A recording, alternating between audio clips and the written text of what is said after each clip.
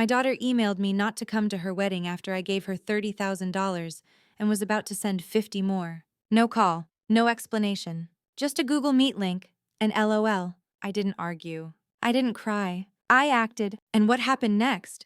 They never saw coming. My name is Margaret Collins. I'm 59 years old, a widow, and the mother of 2 grown children. I live alone in a quiet neighborhood just outside of Eugene, Oregon. My house is small but clean, with a front porch that creaks when it rains and a kettle that whistles a second too loud.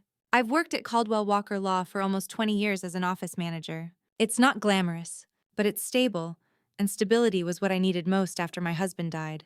I used to say I was a mother first. Everything else second. I don't say that anymore. My daughter, Emily, just turned 32. She's sharp, ambitious, and lives in San Francisco with her fiancé, Andrew. She's always had big dreams, and I did everything I could to help her chase them quietly, steadily, without ever making her feel the weight behind it all. My son, Luke, is 29, more grounded than his sister, but just as distant lately. For the past few months, Emily's been busy planning her wedding, a vineyard venue in Napa Valley, designer dress fittings, imported flowers from Italy. She called me 3 weeks ago to talk about napkin colors and seating charts. We laughed. I told her I'd finalize the wire transfer $30,000 to help her book the venue and the vendors. I had another $50,000 ready to go in savings. I was proud to be able to help. That's what mothers do, right? Then, last Tuesday morning, I received an email from Emily. No subject line, just her name. I smiled when I saw it, thought it might be a sweet update. A picture of the dress, maybe even a short love you, Mom. But when I opened it, my smile faded fast. Mom, Andrew and I finalized the guest list with his parents. We've decided it's best for you to watch the ceremony via live stream. His mother really wants to keep it intimate. If you'd still like to be a part of it, we'll be sending a Google Meet link. Should be just like being there. LOL. That last line should be just like being there. LOL landed like a slap with a smile. I stared at my screen. My coffee went cold. My hands didn't shake. I didn't cry. Something inside me shifted quietly, like a door finally closing with no intention of ever opening again. I replied with 4 words. Sure.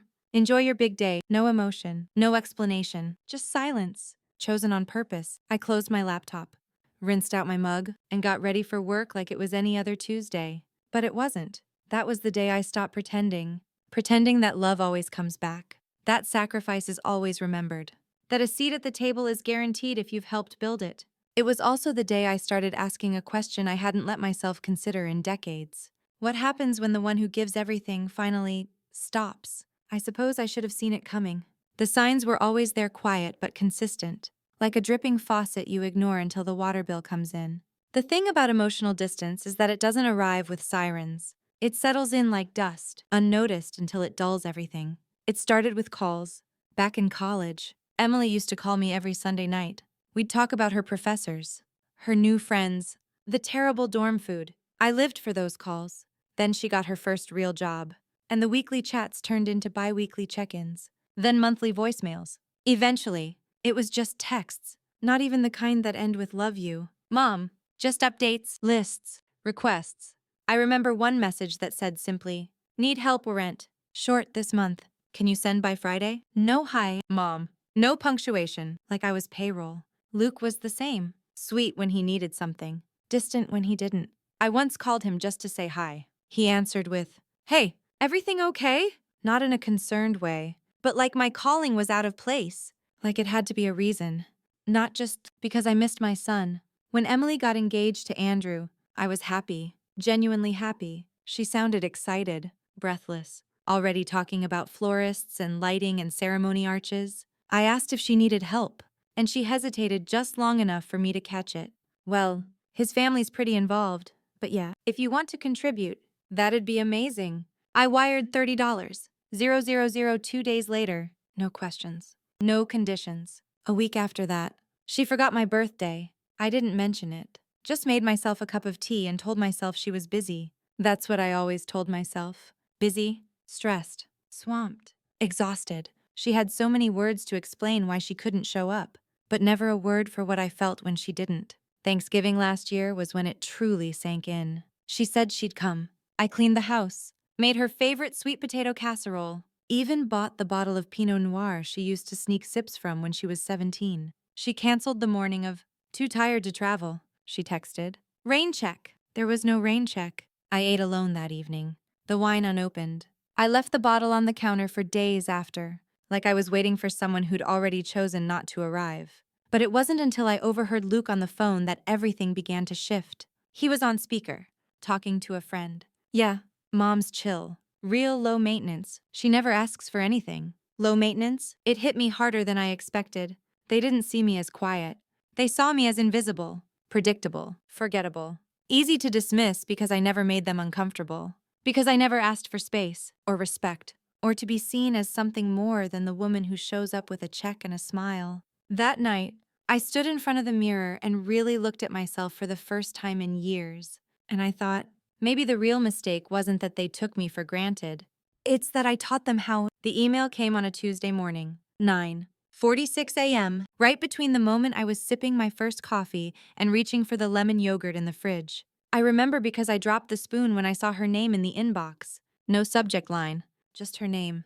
Emily. There was a time she used to send me silly memes or links to wedding dresses she liked. Once, she forwarded a video of a mother walking her daughter down the aisle. She'd written, "Cried watching this. I hope you walk with me like this too." I hadn't thought about that message in months, but the moment I opened this one this cold, 87-word digital slap, it came flooding back.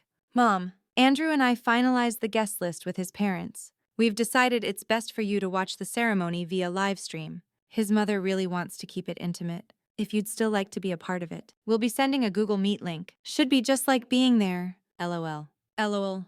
3 little letters, harmless on their own. But in that context, they might as well have said, "Stay home. Stay silent. Be grateful for the link." I sat back in the chair. The kitchen light flickered once overhead.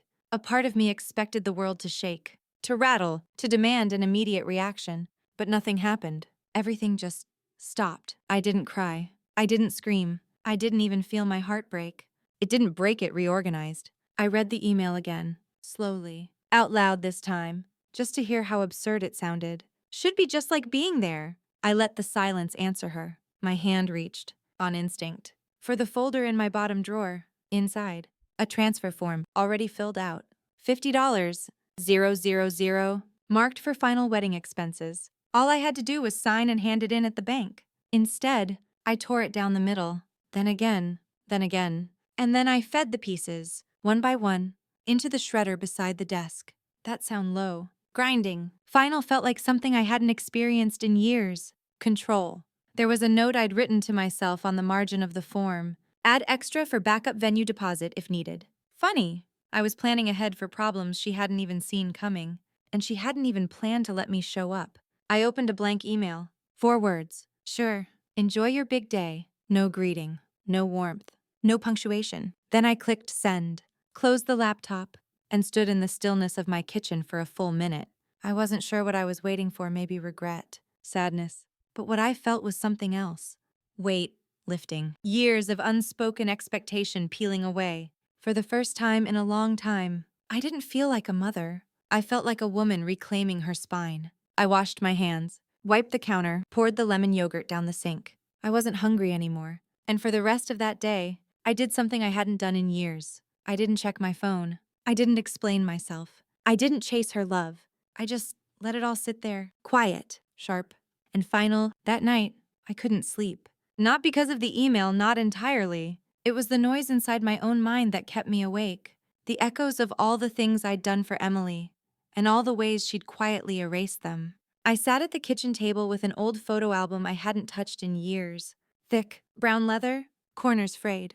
Page after page of Emily missing teeth, scraped knees, spelling bee ribbons, graduation gowns. Always me behind the camera, never in the picture. She used to call me her hero. I remembered one night in particular. She was 9, had just lost a spelling contest. She came home devastated, tears soaking her collar. I made hot cocoa, sat with her on the couch, and told her, "The only thing you failed at was believing you weren't good enough." She whispered back, "You always make things okay." I believed that was my role, making things okay. Not just for her, but for Luke, too. I worked overtime for braces, canceled my own surgery for her summer science camp, skipped vacations for tuition bills. I said no to myself so many times that it started to feel natural. But that photo album made me realize something brutal. There wasn't a single photo of me and Emily together after she turned 18. Not because I refused, but because she never asked. Birthdays. I took the pictures. College move-in. I drove the truck, unloaded the boxes, then left when Andrew showed up. Engagement party. I wasn't even invited. And still, I sent money, wrote cards, bought gifts with handwritten notes that, more often than not, never got a reply. Was this what motherhood became when the kids grew up? One long, quiet fade out? Or had I helped build this silence by being too giving, too present, too predictable? The more I thought about it, the clearer it became. I'd allowed myself to become easy to forget. I wasn't angry yet. Not truly. Anger would come later. This was something different. A quiet beginning. The first spark of a question I hadn't dared ask in decades. What would happen if I finally treated myself the way I treated them? I looked at the clock too, 37 a.m. The house was still. Even the refrigerator had stopped humming, like the universe had paused to listen. I opened a notebook I used for grocery lists. On a fresh page, I wrote one sentence: "No one is entitled to me." Then I underlined it. I went back to bed, not because I expected rest, but because I had made a promise to myself in ink. Something had shifted. The balance was off, and I didn't want to carry the old weight anymore. Not for a wedding, not for a thankless title, not for a daughter who didn't see me unless she needed a bank code. The cracks were no longer invisible. They were growing. 2 days after I shredded the transfer form, I received a text from Gloria. She's an old friend, more like an acquaintance these days, but we used to serve on the PTA together when Emily was in middle school. She works part-time with a boutique event planner in the Bay Area. Emily had no idea Gloria and I were connected. "Hey, just a heads up. Weird to ask, but I saw your daughter's name on a file. Thought you'd be at the wedding. Everything okay?" I stared at that message longer than I should have. My fingers hovered over the keyboard, unsure whether to type, of course, or apparently not. Instead, I asked one question. "Can I ask who made the call about the guest list?" Gloria responded within minutes. Honestly, it was the groom's mother. She was firm, said the wedding should reflect their family standards. She pushed to trim it down, but Emily signed off on it. I read those words 5 times. She signed off on it, so it wasn't a misunderstanding. It wasn't pressure she quietly resisted. It was a choice. Emily knew I would be cut. She agreed to it. She nodded while they erased me from a list I'd helped fund. And why? To impress a woman who still called me Margie instead of Margaret. A woman who once asked at brunch if I'd ever considered retiring gracefully. A woman who never looked me in the eye unless she needed something translated into middle-class English. Andrew's mother, Helen. I remembered sitting next to her at the engagement dinner, smiling, nodding, pretending not to hear when she said, "Emily's side is simple, but sincere." I let it slide then. But now I saw it for what it was. The first erasure. Emily didn't just let it happen. She participated. She allowed a woman who had known her for less than 5 years to diminish the one who had raised her for 32. I sat on my porch that evening with a blanket over my knees and a journal in my lap. The air smelled like wet cedar. My hands were cold, but my chest burned. I wasn't crying. I wasn't even angry. I was remembering the scraped knees, the flu nights, the school projects, the whispered late-night fears, the graduation speech she'd once delivered where she called me the person who made everything possible. And now, I was too simple to be seen at her wedding. I looked up at the sky and whispered, not to anyone in particular, just to the air, "I raised you better than this." But had I raised her to believe love was unconditional, so unconditional it no longer needed to be returned? That night, I didn't sleep. I drafted no reply. I made no move. But I knew something had fractured permanently, not loudly, not violently, quietly, irrevocably. The kind of fracture that doesn't scream, the kind that just stops healing. It didn't take long for the silence to get noticed. 3 days after I sent my forward reply and shredded the transfer form, Emily called. Not texted, called. That alone was unusual enough. I let it ring. She didn't leave a voicemail. The next morning, she texted, "Hey, just checking in. Did you see my email? Hope everything's okay." I didn't reply. An hour later, "Mom, I'm starting to get worried. Can we talk?" Still nothing from me. By noon, the tone had shifted. "I don't understand why you're being like this. You said you were happy to help. What changed?" "What changed?" "Nothing. And everything." That afternoon, Luke showed up. I hadn't seen him in months. He didn't call ahead, just knocked twice and let himself in with the spare key I'd given him years ago. He looked surprised to find me calmly folding laundry in the living room. "Hey," he said, trying to sound casual. "You good?" I nodded. "I'm fine." He sat down, rubbed his hands together like he was warming up for a speech. "Emily's a mess," he said. "She thinks you're mad at her. She didn't mean to hurt you." I didn't answer. He leaned forward. "Look, I'm not saying she handled it perfectly, but it's her wedding. And Andrew's parents are kinda intense. She's trying to keep peace by cutting her mother out of the guest list." I asked. He flinched. "It wasn't personal. You know how these things go. You still care about her, right?" There it was. The transaction. "You're paying for her peace." "You know I do," I said. "But love doesn't mean silence. And it certainly doesn't mean sponsorship." He blinked. "Wait, what does that mean?" "It means the money's not coming." His mouth opened, then closed. "She's counting on that," he said. "She counted wrong." He sat back, stunned. "Are you seriously going to sabotage your own daughter's wedding because of a guest list?" I looked at him, truly looked. The same boy I'd held through nightmares, driven to soccer games, helped with college essays. And now, he stared at me like I was the problem. "I'm not sabotaging anything," I said. I was removed from the event. "I'm simply adjusting my involvement to match theirs." He shook his head. "This isn't you." "No," I said softly. "This is finally me." He left angry, slammed the door on his way out, the sound echoing through the quiet house. An hour later, Emily emailed again, longer this time. "I know it might have come across harsh. I'm sorry. But please don't let this ruin everything. We really need that final payment or we lose the venue." There it was, the truth underneath it all. Not about love, not about understanding, just about the transaction. I didn't reply. Instead, I printed the email and folded it neatly into my journal. Under the page where I'd written, "No one is entitled to me," because now they were trying to trade pressure for presents, guilt for gratitude, and for the first time, I wasn't buying it. I woke up the next morning feeling clear. Not calm clear. There's a difference. Calm is what I used to fake when they forgot my birthday. Clarity is what happens when you realize being needed is not the same as being respected. I made coffee, sat down at the dining table, and, for the first time in years, opened my financial planner not as a provider, but as a participant. There it was. In black ink and automatic debits, $1, $200 month. Luke's mortgage top-up, listed under my name as a family bridge loan, $215 month. Emily's second credit card, the one with the spa charges and international flights, tied to an emergency account I opened for her 6 years ago, $62 month. A storage unit Emily forgot she was still using, but the bill came to me, $75 month. Luke's car insurance. I'd added him to my plan when he was 18. He never got his own $600 year private preschool deposit I'd quietly made for a future grandchild who hadn't even been conceived yet. It didn't stop there. 3 weeks ago, I'd signed the co-borrower paperwork for Luke's kitchen remodel loan. I hadn't read the fine print he was rushing to meet a deadline, and I wanted to help.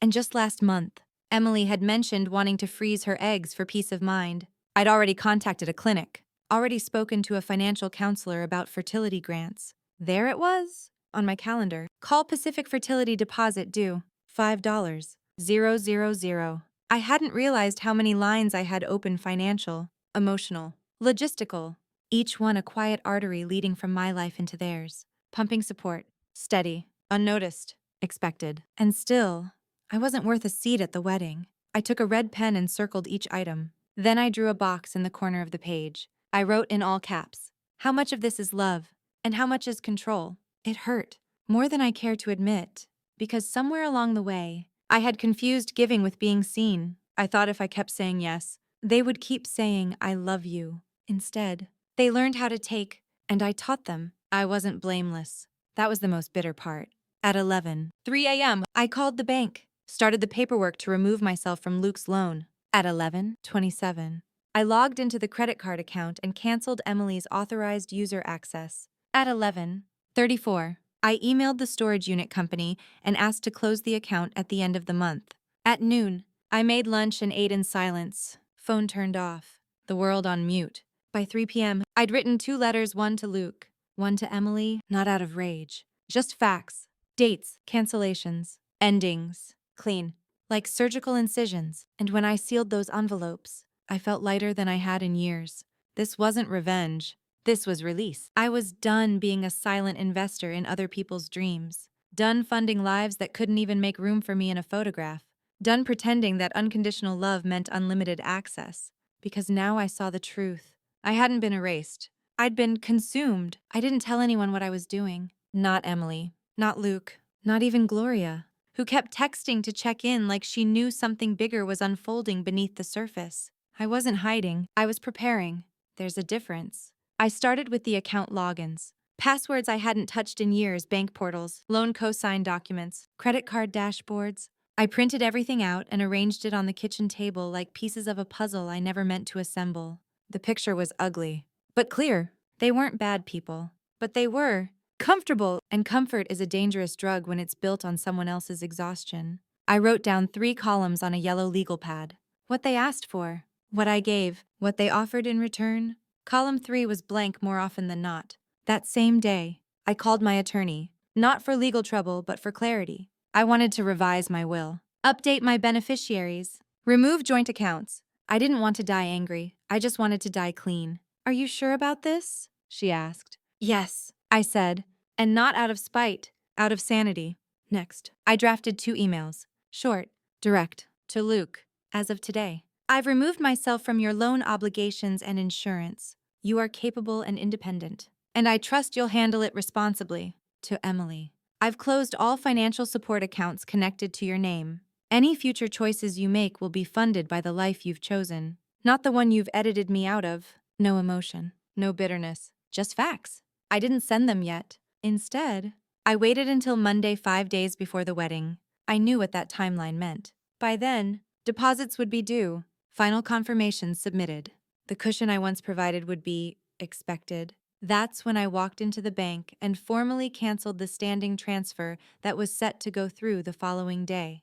The teller blinked twice. She asked if I was sure. I'm not changing my mind, I said, just my role. Then I went home, changed my clothes, and threw out the folder labeled Emily's wedding. I made tea, sat by the window, and let the quiet surround me like armor. There was no joy in it.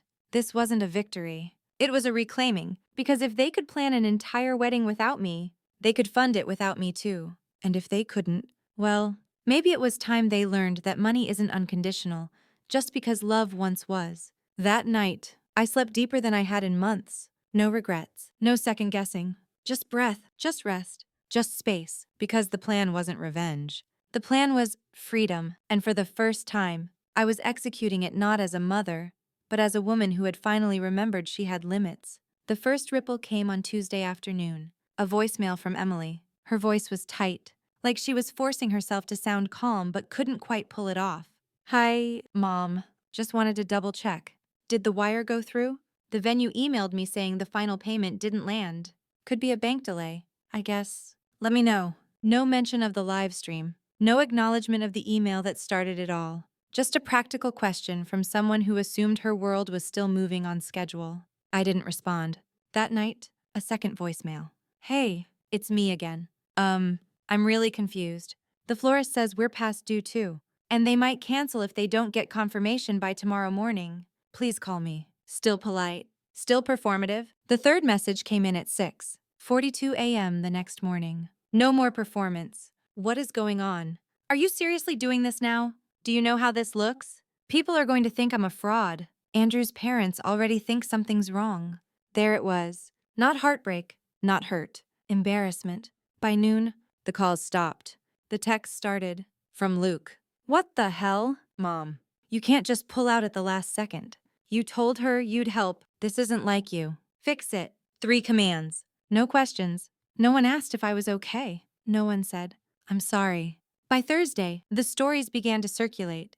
Gloria sent me a message with a screenshot from a Facebook group, someone anonymously asking for last-minute wedding vendors, due to a sudden family withdrawal of funds. Another screenshot from the venue's site. Friday slot now available due to cancellation. And then, a message from Sophia, Emily's childhood friend, the one who used to spend weekends at our house like it was her second home. Back, Margaret. I just wanted to say, whatever's happening, you don't deserve the way you've been treated. Emily told people you were too fragile to attend. That's not the woman I remember. I sat with that one for a long time. Then, on Friday afternoon, one day before the wedding was supposed to happen, Emily finally called again. No voicemail this time, just one missed call, one final attempt. I didn't answer, because there was nothing left to clarify. I hadn't shouted. I hadn't cursed. I hadn't burned bridges. I had simply stepped back. And when you build your life on someone else's foundation, then remove that foundation, the whole thing shakes. That night, I lit a candle, not to mourn anything, but to mark a change. Because whether or not the wedding happened wasn't my concern anymore. I wasn't their backup generator. I wasn't their quiet investor. I wasn't theirs. And for once, the silence wasn't empty. It was power. Saturday came, the day of the wedding. I woke up before the sun, as I always did, fed the cat, brewed coffee, opened the curtains. The world outside was quiet and washed in that soft, early gray light. My phone buzzed once. An email from Emily. The subject line: "Please read." I didn't open it right away. I made breakfast first. Toast, a fried egg, a sliced avocado with lemon. I sat at the table and ate every bite without rush. Then I opened it. "Mom, I know you're hurt, and maybe I deserve it. Maybe I didn't think this through. I just wanted things to go smoothly and avoid any drama with Andrew's family. But everything's falling apart and I don't know what to do. I'm not asking for the money. I just want to understand what happened. Please call me, even if it's just to yell at me. I miss you." There were no attachments, no forwarded links, no live stream codes, just words. And for the first time in a long time, they almost felt real. Almost. But real words come before damage, not after it's done. I didn't reply. I didn't forward it to anyone. I didn't print it. I didn't even star it. I archived it, not out of cruelty, out of clarity. Because when someone treats your presence as optional, your silence becomes the only voice they can't ignore. By 10 a.m., Gloria sent a message. Wedding postponed. Guests turned away at the venue. Andrew's parents are furious. Emily looked like she hadn't slept in days. I didn't feel triumphant.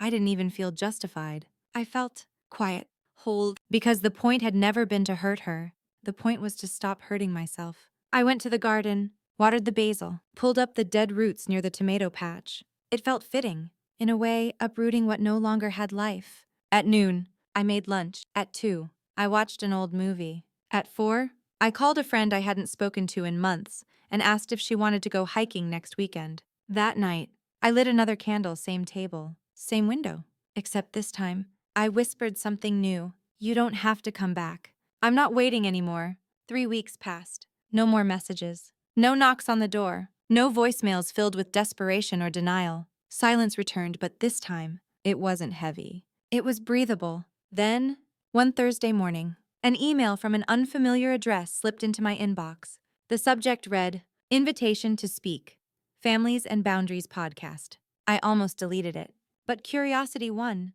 "Hi, Margaret. I hope this message finds you well. My name is Nina Cho, and I co-host a podcast called Families and Boundaries, where we discuss the often unspoken struggles between generations, especially within families." A listener anonymously submitted a summary of your story. We don't know the full details, but the topic struck us. What does a mother owe once her love is treated like obligation?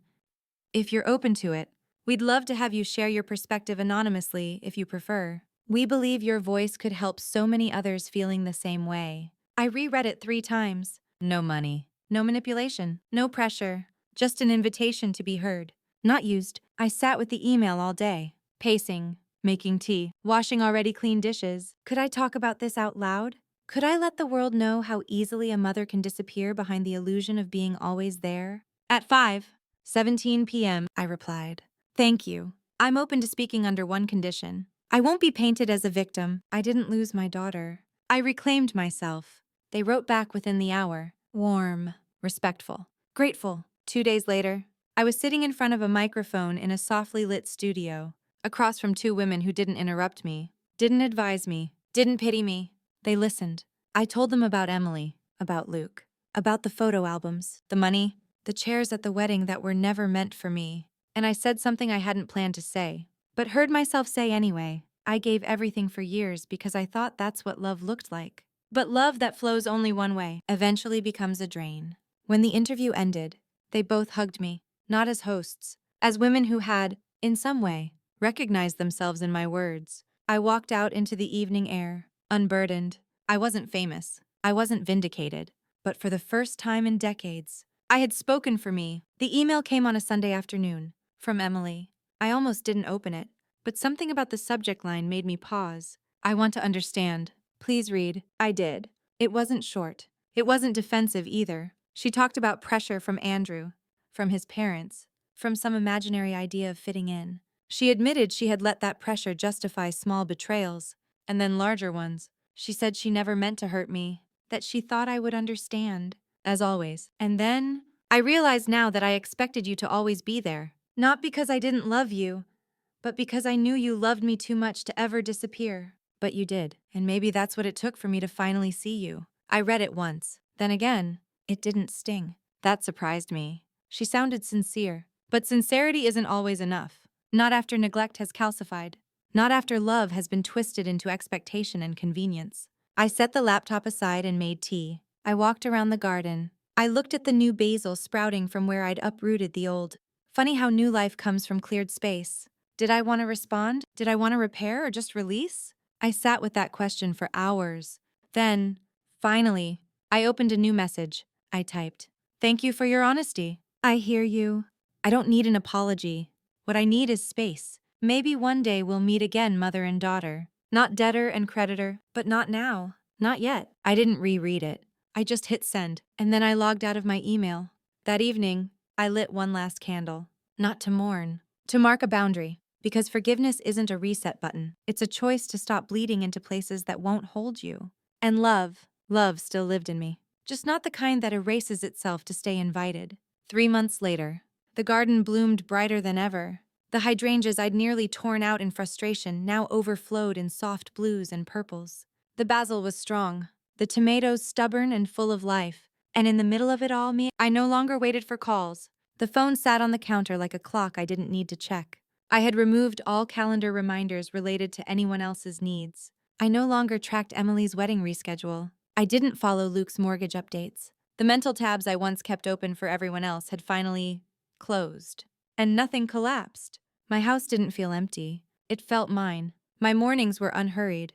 I made French press coffee now, sat by the window, and watched the light crawl across the hardwood floors like a slow dance. On one wall, the photo collage of family moments had been taken down. In its place, a canvas, a painting I'd made myself abstract, chaotic, bold. I didn't know what it meant. I just knew it was the first thing I'd created that was purely for me. Sometimes people say healing looks like forgiveness, but for me, healing looked like neutrality, not love, not hate, just space, room to breathe, room to become. On the first Sunday of spring, I hosted brunch. Nothing fancy, just me, 2 neighbors, and a woman I'd met at the podcast studio.